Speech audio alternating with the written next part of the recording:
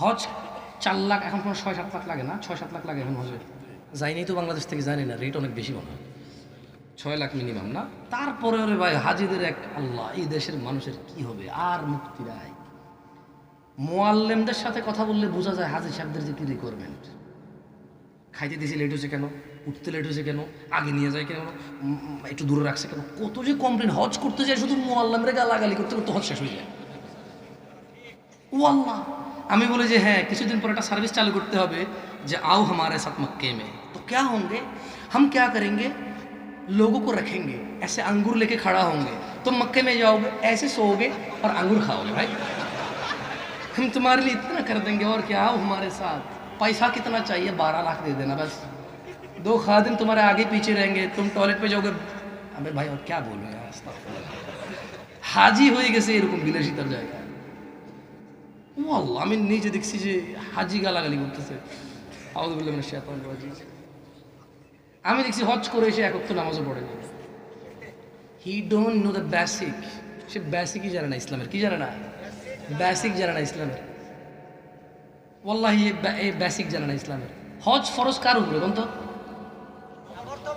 আরে 5 ওয়াক্ত নামাজের উপর, তারপর তো সমস্যা। যে 5 ওয়াক্ত নামাজ পড়ে না তারপরে ফরজই তো না, তারপরে ফরজ 5 ওয়াক্ত নামাজ পড়ে।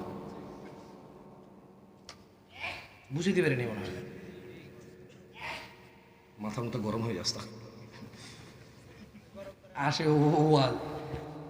আচ্ছা একটা কথা বলি, মনে কষ্ট নিন না কেমন, এই ক্যামেরাগুলো সবাই দিকে ফেরানো না, আপনাদের পিছনের ক্যামেরা বন্ধ করেন। যারা যারা ঈশান নামাজ পড়ছেন মিথ্যা কথা বলেন না, আল্লাহর দিকে তাকে, আমি তো কোনো নাম জানি না, না এই কেউ ক্যামেরা করবেন না, ক্যামেরা বন্ধ করেন। 2 মিনিট ভাই, পোলাপানি শরম দিয়ে গেলাম, পরে আত্মহত্যা করে ফেলো, আস্তাগফিরুল্লাহ। যে ইতনা আদমি কে সামনে मैं बेनमाजी ये पता चल गया लोगों को। আচ্ছা ক্যামেরা বন্ধ, সহ সহ। যারা যারা ঈশান নামাজ পড়েন না, এই ক্যামেরা বন্ধ করো। তুমি বোঝো না কথা বাংলা ভাইয়া? আরে ভাই আমানত রাখো, কথা দিলে কথা রাখো, বন্ধ করো কেন? যারা যারা আজকে ঈশান নামাজ পড়েন নাই তারা বসে থাকেন, যারা কষ্ট করে পড়ছেন তারা কষ্ট করে দাঁড়ান প্লিজ। যারা পড়ছেন শুধু তারাই দাঁড়ান, যারা পড়েন না বসিয়েন না, আল্লাহর দিকে বলুন, আল্লাহর জন্য বলি। হ্যাঁ আমি এই জায়গা বিশ্বাস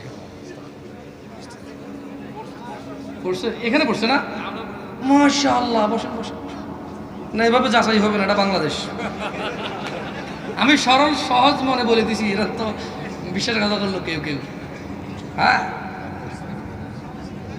আচ্ছা আচ্ছা আচ্ছা আচ্ছা, ওকে। ফজরের নামাজ কে কে পড়ছেন শুধু তারা দাঁড়ান বাস। ভাইয়া ये बात सही नहीं है, ये बात ठीक। সুবহানাল্লাহ।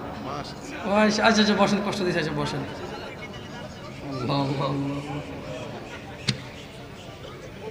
তো ভাই আমি যে মসজিদে যাবো ওই মসজিদে 4 জন, ওরা কই? আমি বনশ্রী আজকে জুমার নামাজ পড়ছি, 5 তলা মসজিদের জায়গা না হইয়া অলি গলি, আইডিয়াল স্কুল, তারপর হচ্ছে যে টয়লেটের সামনের জায়গা সব পরিপূর্ণ, ওখানে আমি ফজরের নামাজ পড়ছি আজকে 4 কাতার। আর আজকে জুমা যত কাতার হয়েছে ওটার কনস্ট্রাকশনের কাজ চলতেছে, তো অল্প একটু অংশ এমনি ওয়াল দেওয়া আইসিটিসি আছে, বাকি অংশ এখন ওপেন। তো কাতারগুলো তো ছোট, যেগুলো ওয়াক্তিয়া হয়। আজকে জুমায় যেটা হয়েছে আমার মনে হয় 200-300 কাতার কম হবে না, যদি ওই ফজরের কাতারকে যত বড় হতো চিন্তা করি। বাকি 194 কাতার গেল তুই আমার দাওয়াতে চলে গেছে সবাই। আল্লাহ আমাদেরকে বুঝার তৌফিক দান করুন। তো আচ্ছা দিনী ভাইরা, যদি আপনি এমন একটা অপরাধে লিপ্ত হন যে অপরাধ করলে আপনার এই আসমান আর জমিন সমান পরিপূর্ণ নেকি নষ্ট হয়ে যাবে, আপনি এটা চাইবেন? আচ্ছা বাংলাদেশে কি মুসলমানরা শিরিক করে? কতজন করে?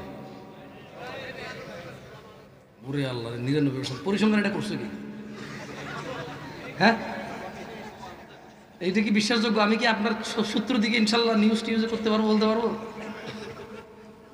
আল্লাহ একটা পরিসংখ্যান করছে, বাংলাদেশ নিয়ে না, এই পুরো পৃথিবীবাসীর উপরে। কার উপরে? পৃথিবীবাসীর উপর আল্লাহ একটা জরিপ করছে। সুবহানাল্লাহ, ওনার জরিপ তো ভুল নাই না? সূরা ইউসুফে তিনি বলেছেন ওয়ামা ইউমিনু আকসারুহুম বিল্লাহ ইল্লা ওয়া হুম মুশরিকুন। তিনি বলছেন যে এই যে মানুষগুলা, এদের অধিকাংশ মানে 50 ভাগের বেশি ঈমান আনার পরে শিরিক করে। তাহলে এই শিরিক করা লোকগুলোর কি আমল থাকবে?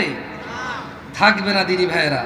আল্লাহ সুবহানাহু ওয়া তাআলা কোরআনুল কারীমে বলেছে, শোনো গাজীপুরের মানুষ, তোমরা আল্লাহর দিকে ধাবিত হও, তোমরা আল্লাহর সাথে অংশীদারিত্ব করে পৃথিবীর মহাপাপ রটনা করিও না।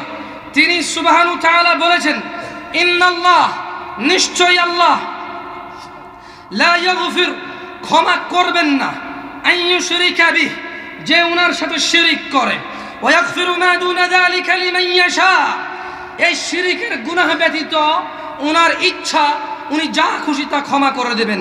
ওয়া মান ইউশরিক বিল্লাহ, আর তোমাদের মধ্যে যে আল্লাহর সাথে শিরিক করে, ফাকাদ ইফতারা ইসমান আযীমা, সেই তো পৃথিবীতে সব চাইতে বড় পাপ রটনা করে। শোনো গাজীপুরবাসী, ইন্নাল্লাহ, নিশ্চয়ই আল্লাহ, লা ইয়াগফিরু আন ইউশরাকা বিহি, তিনি ক্ষমা করবে না যিনি আল্লাহর সাথে শিরিক করে, ওয়া ইয়াগফিরু মা দুনা যালিকা লিমান ইয়াশা, এছাড়া তিনি ক্ষমা করে দেবে যা খুশি যা অপরাধ। ওয়া মান ইউশরিক বিল্লাহ, আর যে আল্লাহর সাথে শিরিক করে, ফাকাদ দাল্লা দালালান বাঈদা, নিশ্চয়ই সে পৃথিবীর সবচেয়ে বড় পথভ্রষ্ট।